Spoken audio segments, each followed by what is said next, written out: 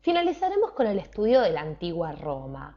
Por eso vamos a remarcar que tras la caída del Imperio Romano de Occidente, como veíamos en el video anterior, esta zona que estamos marcando en verde es el Imperio Romano de Occidente. Decíamos que tras su caída en el año 476 después de Cristo, y también con el comienzo de la Edad Media en este caso, muchos de los emperadores de Oriente de aquel entonces, como Justiniano I, tratarían de recuperar Roma, sobre todo a nivel cultural y territorial.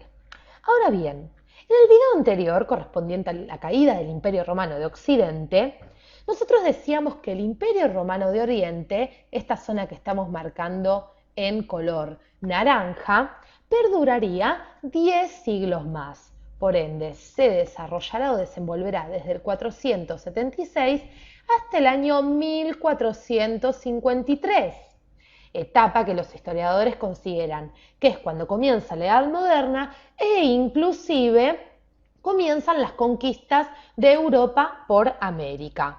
Pero nosotros veremos en los siguientes minutos cómo se da la caída también de este Imperio Romano de Oriente, Imperio Romano de Oriente, o también llamado Imperio Bizantino, que perduró más de 10 siglos. El Imperio Romano de Oriente tiene su capital, como estamos marcando en nuestro mapa, en Constantinopla. Esta capital que fue fundada hacía muchos años por el emperador Constantino I. Pero yo los invito a que ahora conozcamos un poco de lo que sucedía en este Imperio Romano de Oriente o en este Imperio Bizantino.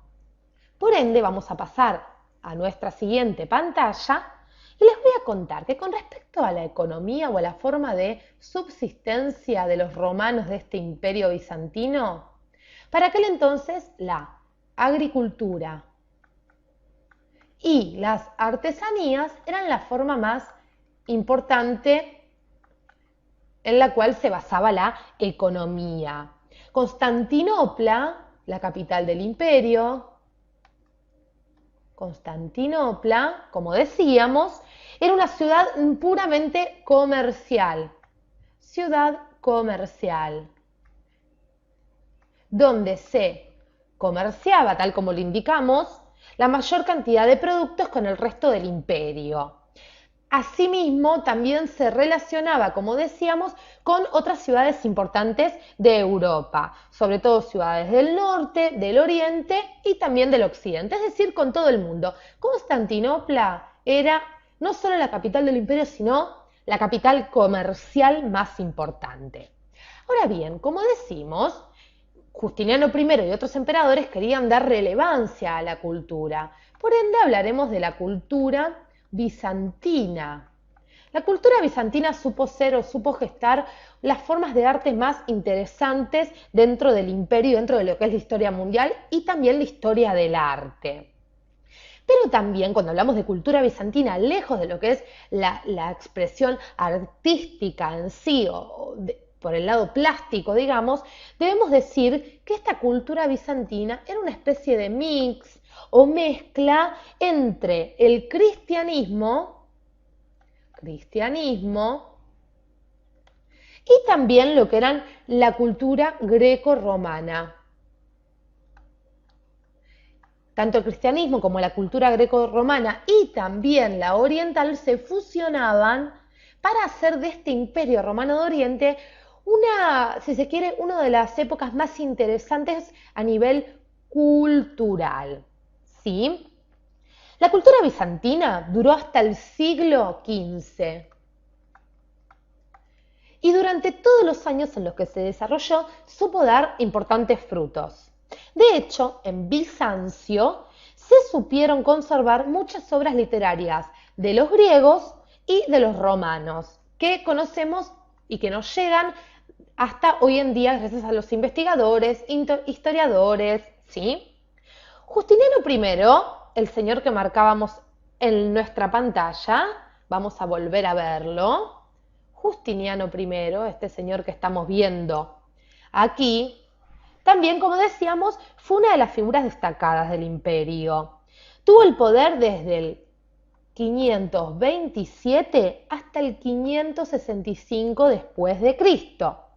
Él pertenecía a una dinastía de origen macedónico. Nosotros hablamos de la cultura macedónica en los videos de la antigua Grecia. Por eso los invito a que vean los primeros videos correspondientes a la historia de la antigua Grecia para que ustedes también se puedan embeber un poco de lo que fue esta cultura tan importante. Ahora bien, como decíamos, tuvo su origen o es de origen macedónico y también supo hacer muchísimas reformas, sobre todo a nivel político. Y ahora sí, les voy a contar en qué consistía esto. Él creó lo que se llamó el Código Justiniano. Código Justiniano. El Código Justiniano, ustedes se preguntarán qué es. Es una especie de codificación del derecho romano, que para aquel entonces había transformado en la base jurídica del Imperio Romano de Oriente y también de la zona Occidente. Entonces vamos a tomarlo, como decíamos, como una base jurídica en la que se basaban la justicia de aquel entonces. Pero volviendo a las características propias de este imperio bizantino, cabe destacar que también es una época de importante difusión del cristianismo. Vamos a ponerlo aquí. Importante difusión del cristianismo, que iba copando cada vez más diferentes partes de Europa, se iba expandiendo cada vez más. Y también había llegado inclusive a las zonas de Rusia y la zona también de los Balcanes. Otro aspecto que no podemos dejar de lado cuando nosotros hablamos de la cultura bizantina, y lo hicimos referencia hace unos minutos, era el tema del arte. Y ahora sí pasemos a ver ya nuestras siguientes imágenes. El arte bizantino, nosotros comentábamos que fue un arte muy destacado. Arte bizantino. Y supo marcar también la historia del arte en la historia de la humanidad, por decirlo de alguna manera.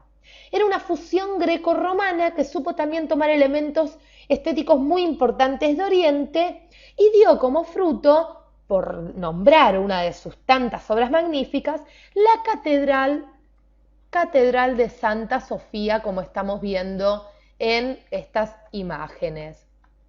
La Catedral de Santa Sofía. Miren qué imponente la arquitectura de esta catedral. La Catedral de Santa Sofía se había construido en Constantinopla. Y hoy en día también pueden visitarla, aquellos que tengan la oportunidad de visitar la zona, pueden apreciar todo lo que es la arquitectura. Miren lo que es, esta imagen nos representa el interior de la catedral, la altura que para aquel entonces significaba un ascenso del hombre al cielo, un contacto, si se quiere, del hombre hacia Dios, la altura, la luz también como otro elemento estético a resaltar dentro del arte bizantino, la luz que significaba la presencia divina dentro de la casa de Dios, y también diferentes obras y, como estamos viendo aquí, el arco medio punto, que luego será reemplazado por el arco ojival, pero lejos de estos, si se quiere, detalles de la estética de la catedral, cabe destacar o que ustedes vean cómo ya para aquel entonces, o la magnitud de la arquitectura de aquel entonces. Ahora bien, dejando de lado la cultura bizantina, el arte bizantino, tenemos que agregar que el Imperio Bizantino, el Imperio Romano de Oriente, se empezó a enfrentar con diferentes pueblos bárbaros, como lo eran los persas, que siempre estaban presentes en todas las luchas, los árabes y los turcos. Y esto no les fue muy positivo al Imperio Bizantino, porque fueron los turcos quienes en 1453, de la mano de Mahomet II,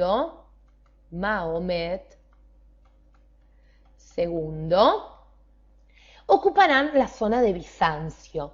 Y es en este momento, en 1453, en donde se producirá la caída del Imperio Romano de Oriente o Imperio Bizantino y se dará comienzo a lo que se considera la Edad Moderna. Comienza la Edad Moderna.